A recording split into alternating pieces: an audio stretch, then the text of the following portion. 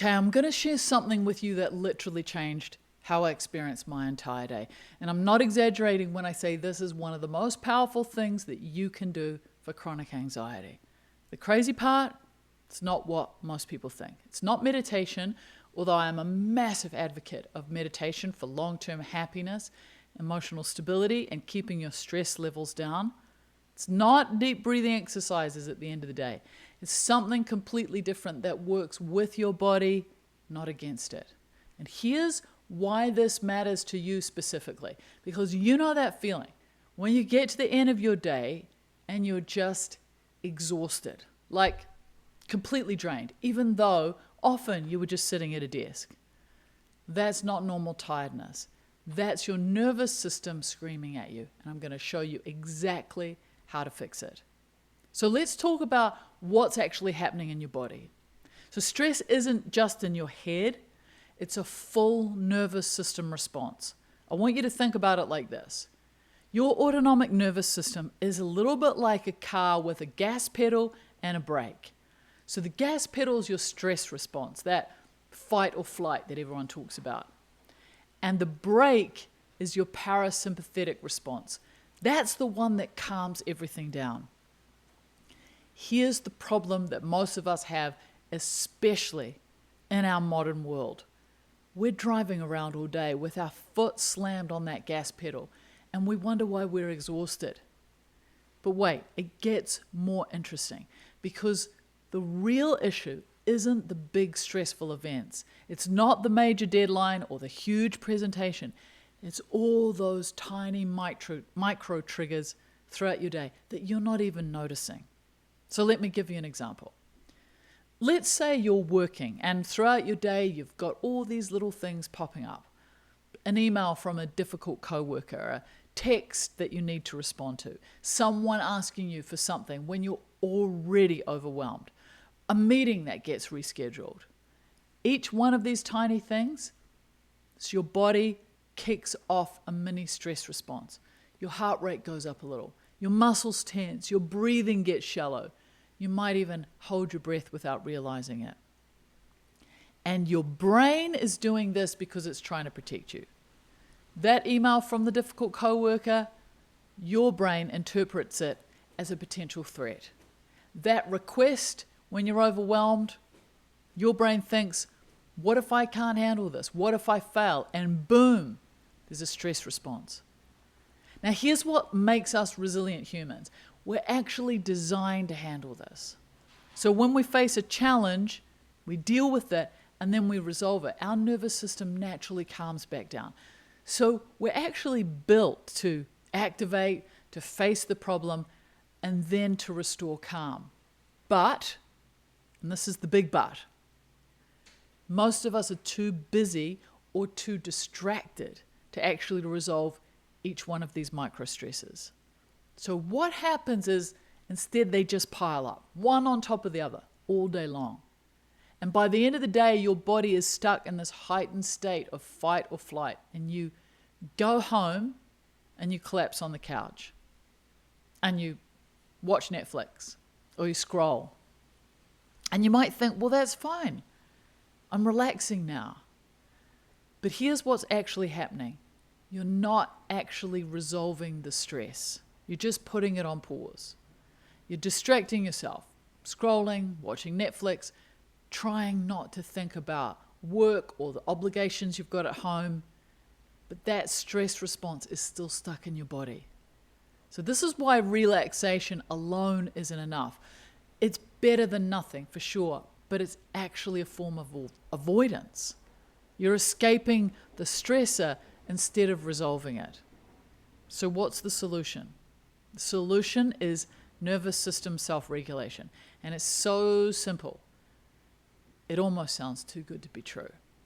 So, instead of white-knuckling your way through the entire day and then trying to relax at night, what if you learn to resolve the stress response in tiny moments throughout the day?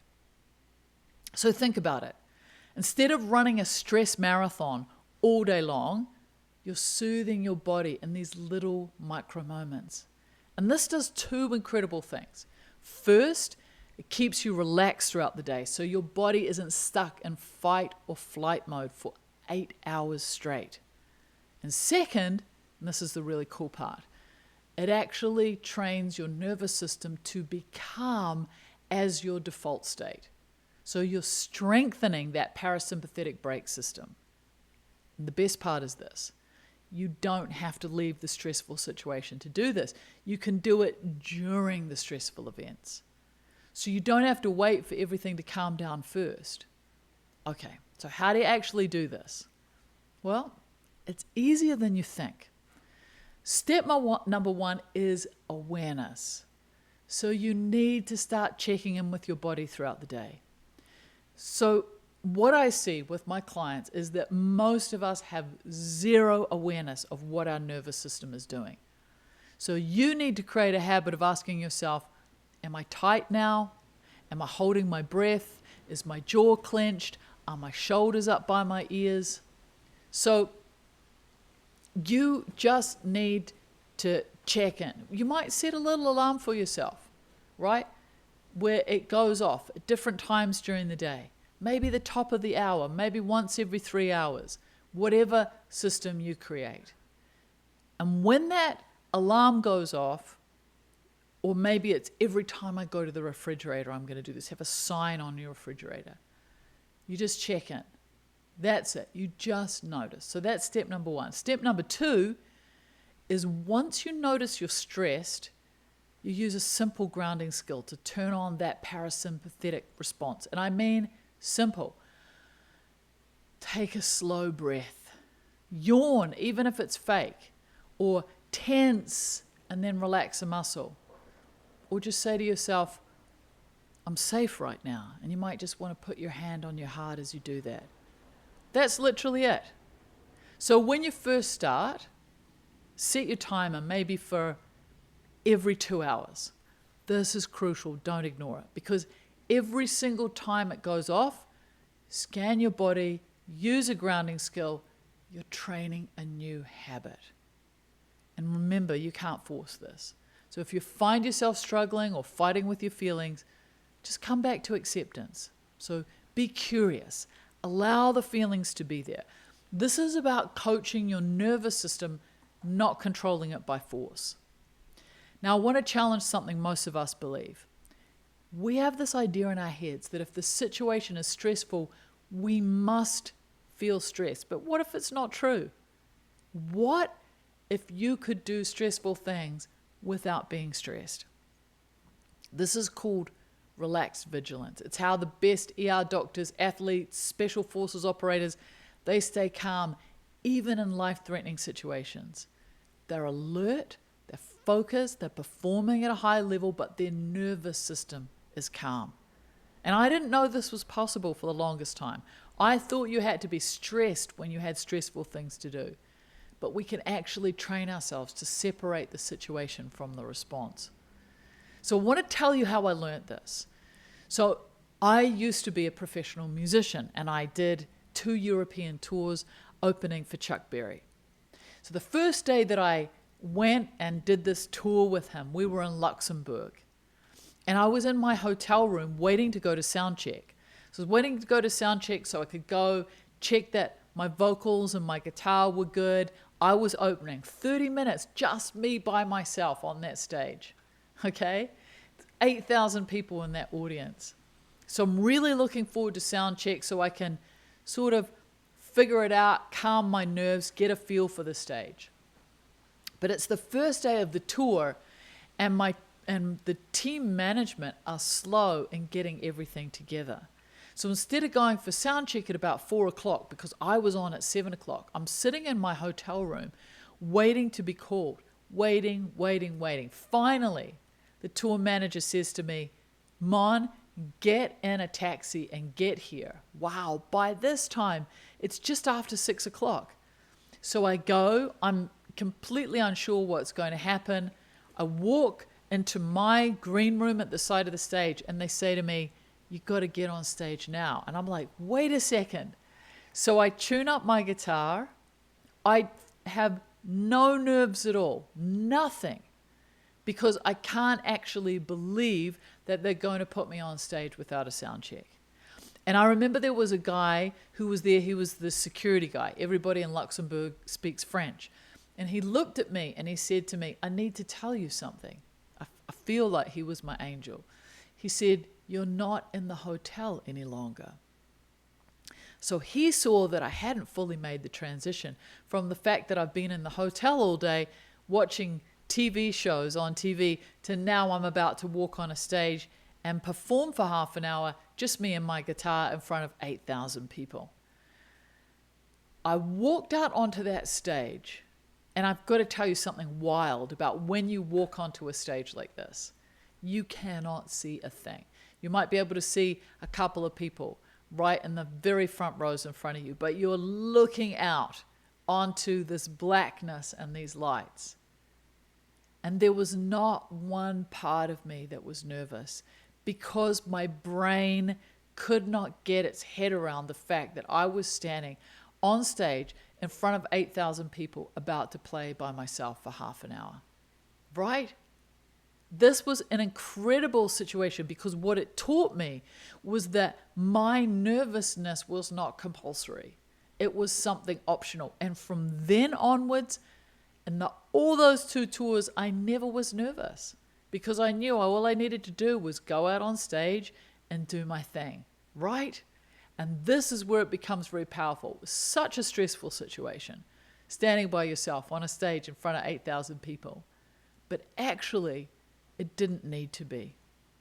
I want to also tell you about a professor I worked with. After I taught her this, she started noticing how tight and stressed she was getting throughout her day, especially before she was teaching, but also when she's answering emails and around exam time. And this professor realized she was afraid of rejection. She was afraid of not being liked. And once she saw that, she realized she wasn't actually in danger. It was okay if some students didn't like her. She was safe. So she set a timer. She started using these slow breaths. She did fake yawns. She did the tense and relax technique. And after a while, all it took was just noticing that she was stressed. And she said that she would make a soft little smile and soften her body. And within a few weeks, she had so much more energy after work. She wasn't exhausted every day. She started sleeping better. Her stress levels went way down. So this simple skill, moment-to-moment nervous system regulation, is one of the most effective ways to manage anxiety. When you calm your body, you send a message through your vagus nerve to your brain to calm your mind. Okay? And I love this phrase. You know, life isn't about waiting for the storm to pass. It's about learning to dance in the rain. Dancing is a parasympathetic cue. We can all learn to soothe our nervous systems, even when we have important, busy, stressful work to do. So here's what I want you to do. Try this for 1 week. Set that timer. Check in with your body. Use a simple grounding skill. See what happens. All right? And if you want to dive deeper into this, if you want to understand your own patterns better, head over to moniquerhodes.com. We've got a happiness quiz there. Take that happiness quiz. It'll help you identify exactly what's driving your stress and give you a personalized starting point. Give this a try. Let me know how it goes. I really want to hear from you. As always, I hope this has been helpful. Be kind. Take care. Go gently in the world.